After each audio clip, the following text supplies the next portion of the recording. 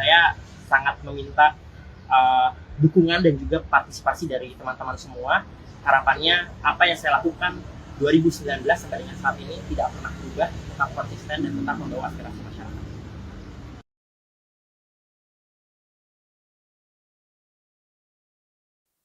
Manik Margana Mahendra, mantan Ketua BEM UI, mengkritik DPR kini maju menjadi calon legislatif. Diketahui kabar Manik Margana Mahendra nyalek ramai menjadi sorotan di jagat media sosial. Pasalnya, Manik dulu saat masih menjabat sebagai Ketua BEM UI begitu masif mengkritisi kinerja DPR.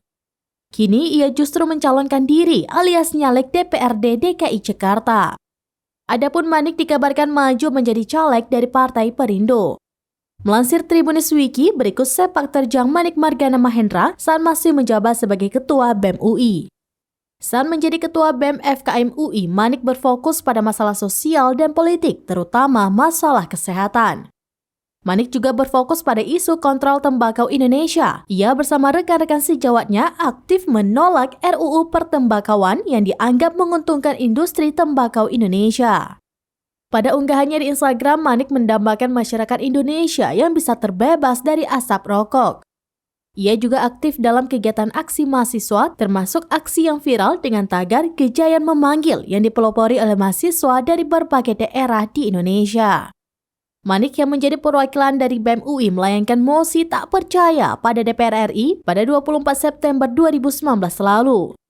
Mosi tak percaya tersebut disampaikan Manik di depan beberapa anggota dewan, yakni Masinton Pasaribu, fraksi dari PDI Perjuangan, serta politikus Gerindra Supratman Andi Aktas dan Heri Gunawan. Dalam mosi tak percaya yang dilontarkan, Manik juga menyebut bahwa DPR merupakan singkatan dari Dewan Pengkhianat Rakyat. Terakhir, Manik juga pernah menjadi perwakilan dari ribuan mahasiswa yang melakukan unjuk rasa di depan kantor DPR RI pada 24 September 2019 untuk menyampaikan aspirasi kepada DPR. Ia menyampaikan bahwa para mahasiswa menolak revisi Undang-Undang Komisi Pemberantasan Korupsi atau UU KPK dan rancangan Kitab Undang-Undang Hukum Pidana atau RKUHP.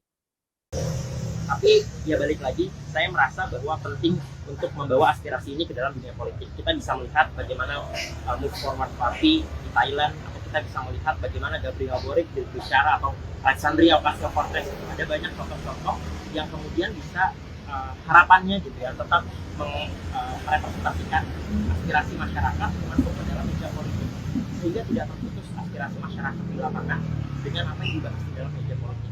Itu yang selama ini kita kritik. Kita tidak memiliki jembatan yang kemudian menyampaikan aspirasi masyarakat di grassroots hingga akhirnya masuk ke dalam sistem, dan itu bisa diperdebatkan di dalam sistem. Yang harapannya saya rasa ketika saya masuk, saya bisa membawa ini.